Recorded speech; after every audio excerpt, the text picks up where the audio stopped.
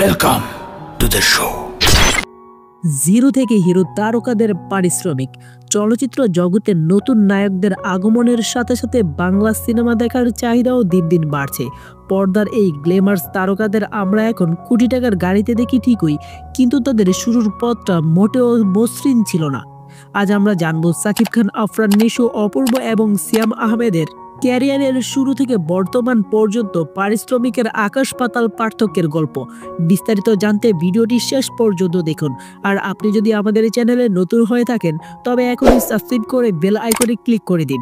এছাড়াও ডেসক্রিপশন বক্সে দেওয়া লিংকে ক্লিক করে আমাদের টেলিগ্রাম গ্রুপেও যুক্ত হতে পারেন। চলুন শুরু করা যাক।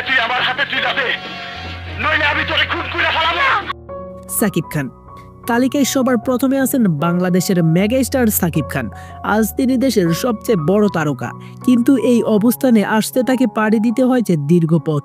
ক্যারিয়ারের শুরুতে নতুন মুখ হিসেবে সাকিব খানের পারিশ্রমিক ছিল মাত্র 1 থেকে 1,50,000 টাকা। 2006 সালে প্রিয়া আমার প্রিয়া ছবিটি সুপারহিট হওয়ার পর তার পরিচিতি বদলে যায়। সাকিবেরও বাড়তে থাকে পারিশ্রমিক।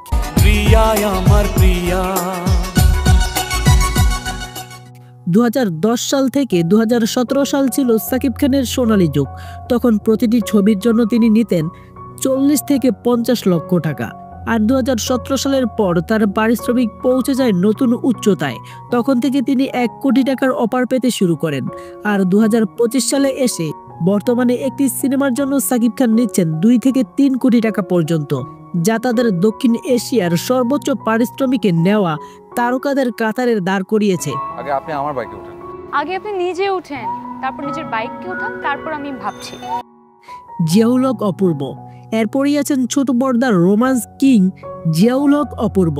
নাটকে বিয়ের গল্প দিয়ে তার মিডিয়ায় অভিষেক হয়। নবীন হিসেবে তখন তার পারিশ্রমিক ছিল খুবই সামান্য, মাত্র 5 থেকে 10,000 টাকা। কিন্তু অপূর্ব অভিনয় এবং স্ক্রিপ্ট প্রেজেন্স তাকে দ্রুত জনপ্রিয় করে তোলে।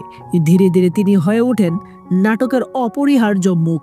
বর্তমানে একটি নাটকের জন্য অপূর্ব নেন প্রায় 3 থেকে 4 লক্ষ টাকা। আর বড় বাজেটের কোনো প্রজেক্ট বা টেলিফিল্ম হলে তার পারিশ্রমিক 10 থেকে 15 লক্ষ টাকা পর্যন্ত পৌঁছে যায়। 5,000 টাকা দিয়ে শুরু করা সেই অপূর্ব আজ ইন্ডাস্ট্রির অন্যতম স্তম্ভ। 3 নম্বরে রয়েছে বাংলাদেশের অভিনয় জগতের আরেক বিস্ময়কর আফরান নিশো। 2003 সালে ঘর ছাড়া নাটক দিয়ে তার যাত্রা শুরু হয়। জানলে অবাক হবেন, ক্যারিয়ারের শুরুতে নিশোর পারিশ্রমিক ছিল মাত্র 1,000 টাকা বা 1,000 টাকার আশেপাশে। কিন্তু তার অসাধারণ ডায়লগের ডেলিভারি আর ন্যাচারাল অভিনয় তাকে দর্শকদের খুব কাছে নিয়ে যায়। ধীরে ধীরে তার পারিশ্রমিক 1000 থেকে লাখে পৌঁছায়। বর্তমানে টিভি নাটকে তিনি দেশের সবচেয়ে দামি অভিনেতার একজন। এখন নাটক প্রতি তিনি নেন 2.5 লক্ষ থেকে 3 লক্ষ টাকা। আর বড় বাজেটের টেলিফিল্ম বা সিনেমায় তার পারিশ্রমিক এখন 20 থেকে 25 লক্ষ টাকা ছাড়িয়ে গিয়েছে। সর্বশেষে আলোচনা করব বর্তমান প্রজন্মের হার্টথ্রব সিয়াম আহমেদকে।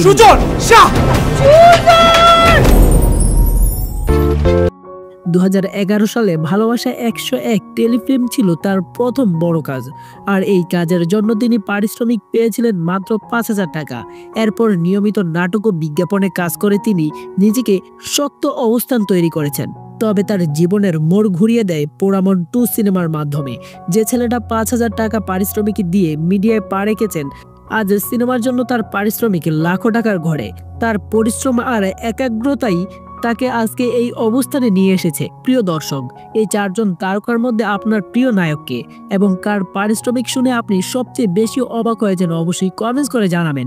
ভিডিওটি ভালো লাগলে একটি লাইক করে দিন। দেখা হবে পরের ভিডিওতে। ততক্ষণ ভালো থাকুন, সুস্থ থাকুন। আল্লাহ হাফেজ।